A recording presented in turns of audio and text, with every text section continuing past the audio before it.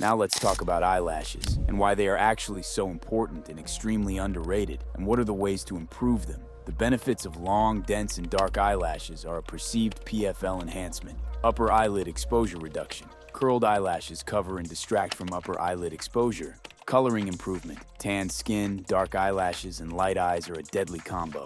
Help to have brighter and happier eyes. Help to get striking look. Here is actor Zac Efron's eyes with eyelashes and without. When it comes to improving eyelashes, the goal should be to pursue methods that are both effective and sustainable. Eyelash transplants are generally not recommended, as most results are suboptimal and require ongoing maintenance. They should only be considered in extreme cases where eyelashes are nearly absent. Understanding the biology of eyelash growth is essential for determining which products may be most effective, but I will simply skip to what actually works as I don't want to bore you guys.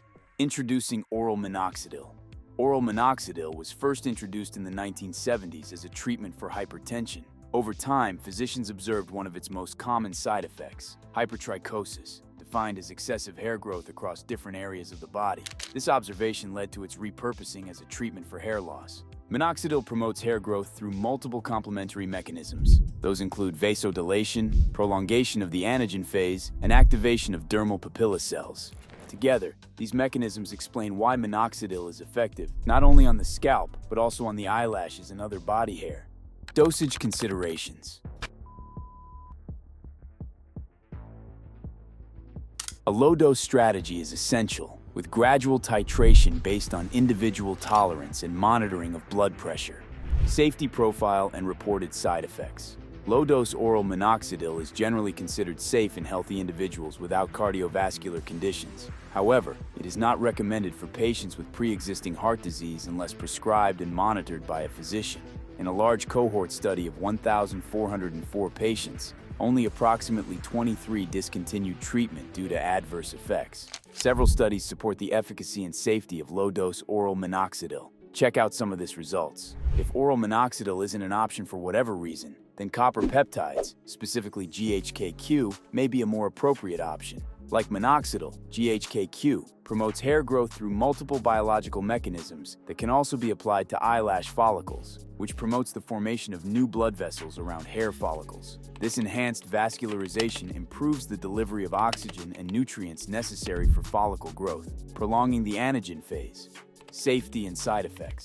Based on current literature, GHK-Cu is generally regarded as safe, with no major systemic side effects reported. The most common issue is mild injection site reactions such as redness, irritation, or bruising. Before and after evidence. There is currently a lack of well-documented before and after results for eyelash growth specifically. A key reason may be related to improper reconstitution practices. Many users have relied on bacteriostatic water, which destabilizes the copper component of GHK-Cu, thereby negating most of its benefits beyond collagen stimulation. When properly reconstituted with PBS, the peptide is expected to show significantly better results, though published photographic evidence remains limited.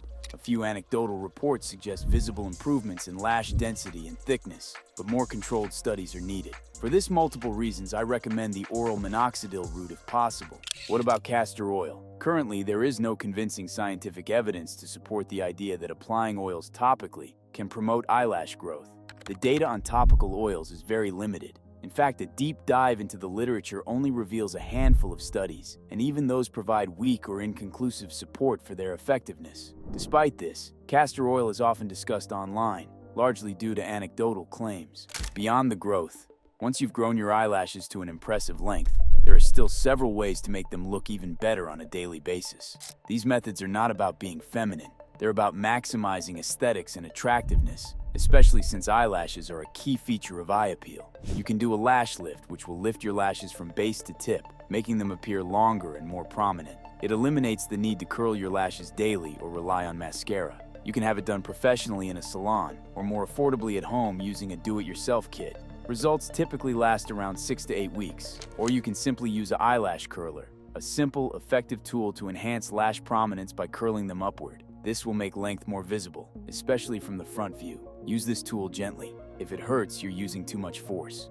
In a nutshell, use oral minoxidil or GHK-Cu to grow thicker, longer lashes, and pair this with a lash lift or curler to maximize visible length. Together, These steps can take eyelashes from grown to aesthetically optimized, significantly improving overall eye area appeal.